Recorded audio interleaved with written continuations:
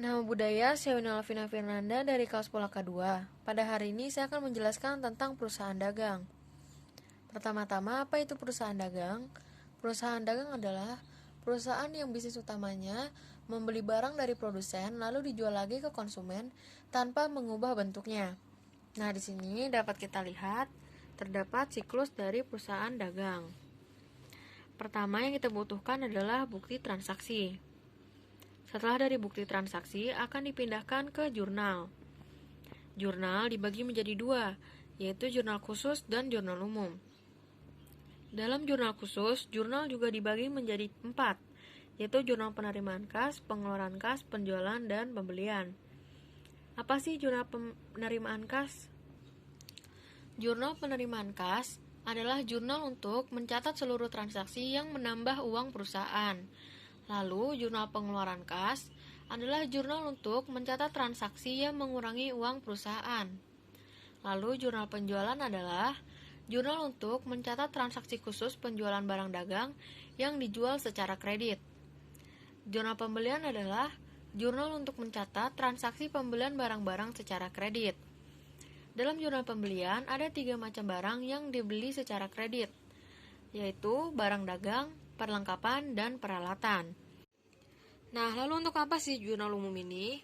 Nah, jurnal umum berfungsi untuk mencatat segala jenis transaksi yang tidak dapat dimasukkan ke dalam jurnal khusus.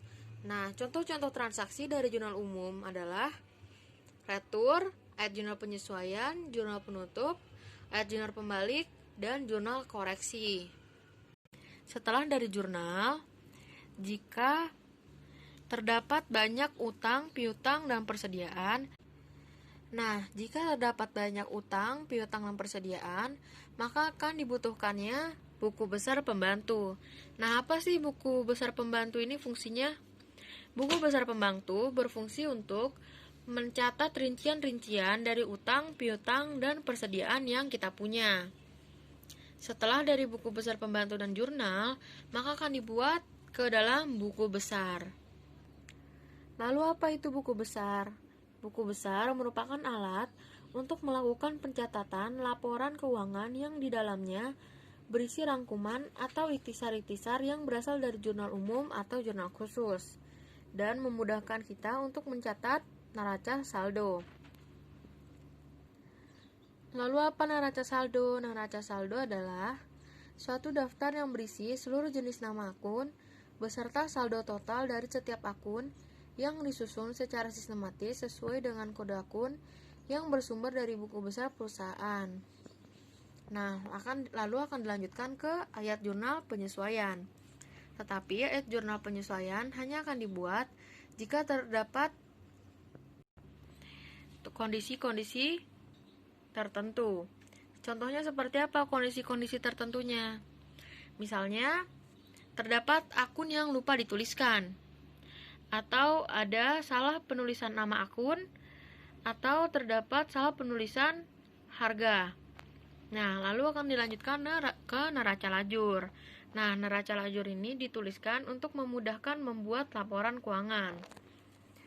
Dalam laporan keuangan dibagi menjadi 4, yaitu laba rugi atau income statement, perubahan modal atau capital statement, neraca, dan arus kas. Nah, pada akhir periode dari siklus akuntansi ini, dibuatlah jurnal penutup. Setelah dari jurnal penutup, akan dibuatkan neraca saldo setelah penutupan. Nah, jika ada yang ingin mengetahui contoh-contoh transaksi yang akan dibuat dari jurnal-jurnal khusus ini, akan saya tampilkan beberapa contoh untuk transaksi yang akan dilakukan pada jurnal khusus. Nah, pada tanggal 2 Desember kita dapat lihat di sini menerima pelunasan piutang dari PT Malaka sebesar 250.000. Nah, ini akan kita masukkan ke jurnal penerimaan kas. Kenapa? Karena di sini dapat kita lihat perusahaan kita menerima pelunasan piutang dari PT Malaka. Berarti PT Malaka membayarkan utang mereka ke kita.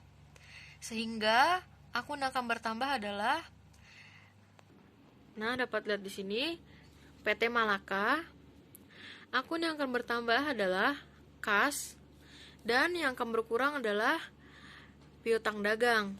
Kenapa? Karena setelah mereka membayarkan utangnya ke kita, berarti kita akan mendapatkan kas, dan piutang dagangnya maka akan berkurang.